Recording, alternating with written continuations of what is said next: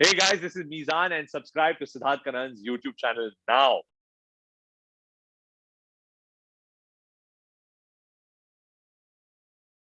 मलाल हो फिर हंगामा 2 हो, this young man is showing rages of doing anything in this world which is possible.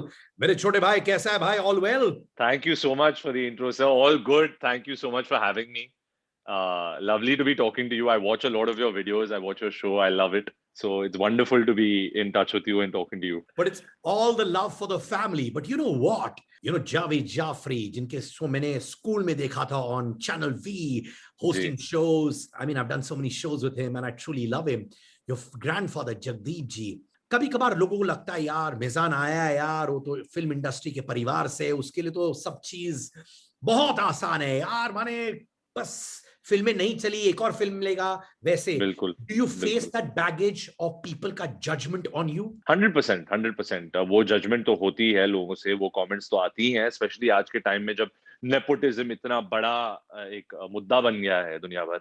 But I don't think मैं उसको अफेक्ट करने देता हूँ मुझे इन एनी वे, बिकॉज मुझे पता है eight the end of the day कि मैं किस तरीके से की प्रॉब्लम से जूझ रहा हूँ and trying to make my way through. लोगों को एक्चुअली जो रियलिटी है सिचुएशन की वो समझ में नहीं आती. अगर आप वही चीज मेरे फादर को अप्लाई करें, उनके फादर जो है, जो मेरे दादा जगदीप थे, he was also a star उनके टाइम में, but at the same time मेरे फादर को उस चीज का कोई बेनिफिट नहीं मिला. उनको खुद अलग उनकी मेहनत करनी पड़ी, उनका स्ट्रगल था. Eight the end of the day अगर आप मेहनत ना करें, so it is the audience जिसके हाथ में वो डिसीजन होता है बेस्ड ऑन योर परफॉर्मेंस के वेदर ये बंदा हमें पसंद है, वेदर इसको काम मिलना चाहिए या नहीं मिलना चाहिए. एंड आई थिंक इंडस्ट्री खुद इतनी क्रूअल है कि वो जो लोग परफॉर्म नहीं कर पाते या जो लोग परफॉर्म नहीं करते और मेहनत नहीं कर रहे, तो उनको ठुकरा ही देती है eight the end of the day. तुम्हारे पिताजी के स्ट्रगल्स के बारे में जो तुमने देखी हुई है, which made you realize कि हर चीज इतना आसान नहीं होगा इंडियन फिल्म इंडस्ट्री में.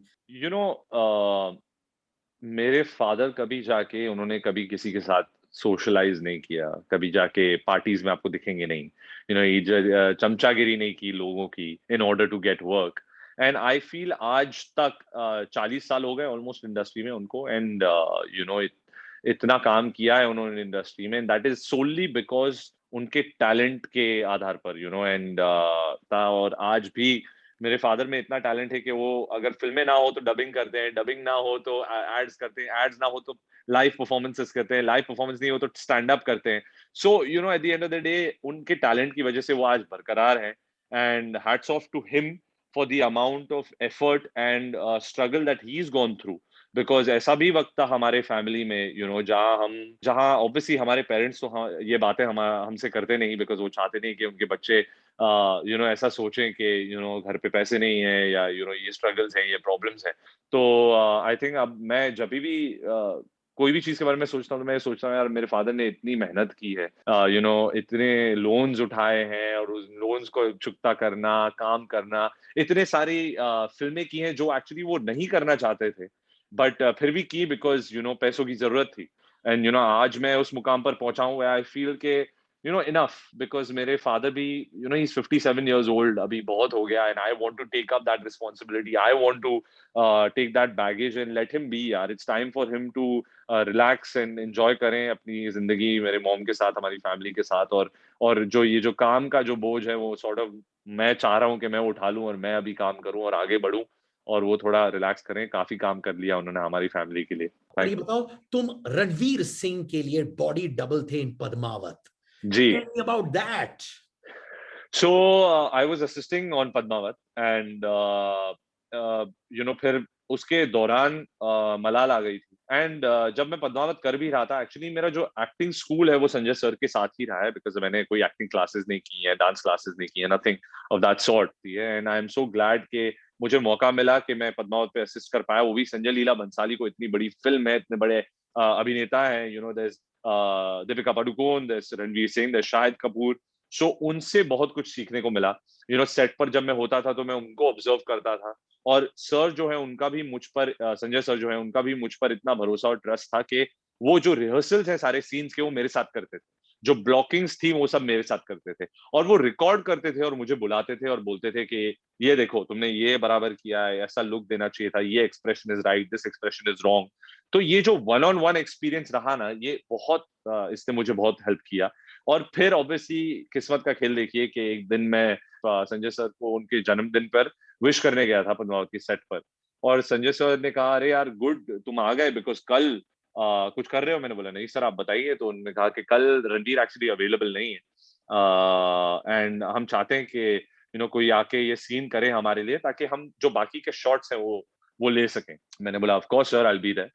तो अगले दिन मैं वहां पहुंच गया, एंड आई वो द कॉस्ट्यूम और मेकअप सब किया मैंने, और मैंने नाश्ता नहीं किया था, सो आई वाज रियली स्ट्रेस्ड। थोड़ा लेट हो गया था मैं, और मैं वहां पहुंचा एंड 1 घंटा लग गया वो सब प्रोस्थेटिक्स और मेकअप करने, वो जो लुक है और पूरा वो जो आउटफिट है वो पहनने में। तो मैंने चलो स्क्रिप्ट लर्न कर ली वो 1 घंटे में, जब मैं मेकअप और कॉस्ट्यूम कर रहा था। जैसे ही मैं बाहर आया, ऑलरेडी टेंशन चल रहा है कि पहली बार यार संजय लीला भंसाली के सामने प्रॉपर एक्टिंग करने वाला हूँ, मेरा technically screen debut, silver screen debut होने वाला है, and 500 the extras and the junior artist were standing there, जिनके सामने मुझे पूरी स्पीच बोलनी है, और संजय सर देखने वाले हैं कैमरा में। ये सब ख्याल मेरे दिमाग में चल रहे हैं, and at the same time एक जस्ट बिफोर द शॉट एक कॉन्टिन्यूटी असिस्टेंट डायरेक्टर जो थी वो आई, और उन्होंने कहा मीजान ये जरा सीन देख लो। तो उन्होंने जो रणवीर सर ने जो परफॉर्म किया था, she showed me, she said कि ये जो हाथ के जेस्चर्स हैं ये आपको करने हैं सीन में एट द सेम टाइम। तो मैंने बोला ये आप पहले क्यों नहीं बता सकते थे मुझे? मुझे ऑलरेडी टेंशन है, मैं डायलॉग्स याद करने की कोशिश कर रहा हूँ, अभी मुझे ये भी याद रखना पड़ेगा।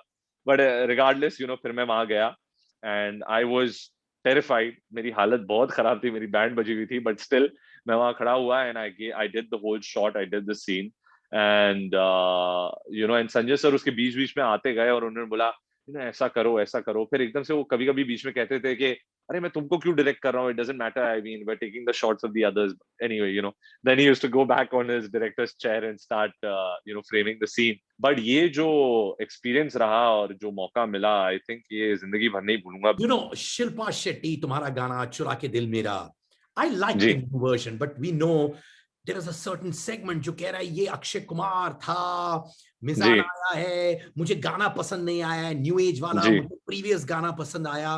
Did right. that disappoint you that direct comparisons with Akshay Kumar was being done, पुराने गाने से compare किया गया, and there were not, a lot of people who may not have been very happy with the new version. Right. I mean, there are always going to be people who dislike something and like something. So at the end of the day लोगों की choice है, but ऐसे बहुत सारे लोग हैं जिनको नया गाना पसंद, and और बहुत सारे लोगों ने messages किए, चाहे वो Instagrams पे reels बना रहे हैं, डांस कर रहे हैं, messages कर रहे हैं। तो I think that response has been wonderful. But at the same time, yes, of course, expectation तो थी, मुझे पता था कि लोग वो कंपैरिजन करेंगे, एंड अक्षय सर से कंपैरिजन करेंगे और उनके बारे में कहेंगे। But I think eight the end of the day मैं उसको एक पॉजिटिव तरीके में लेता हूँ, because comparison eight the end of the day Akshay Kumar से हो रहा है, so it's a good comparison, and आज भी लोग कभी कभी देखते हैं, बोलते हैं ये यार रणबीर कपूर जैसा दिखता है, रणवीर सिंह जैसा दिखता है। So I don't take it in a negative way at all, because at the end of the day ये बहुत बहुत बड़े stars हैं, and they're wonderful actors, wonderful people. So इनके साथ जब comparison हो तो I don't, in a way अच्छी बात है कि ऐसे लोगों से comparison हो रहा है। But obviously धीरे धीरे जब वो मेरा काम देखेंगे, मेरी फिल्में देखेंगे, तो उनको पता चलेगा ओके ठीक है ये मीजान है। So I think ये एक जर्नी है और एक प्रोसेस है जिसको वक्त लगता है। एंड I don't think लोगों को इतना कंपैरिजन करना चाहिए, बिकॉज जो ओरिजिनल गाना था वो 27 साल पुराना है।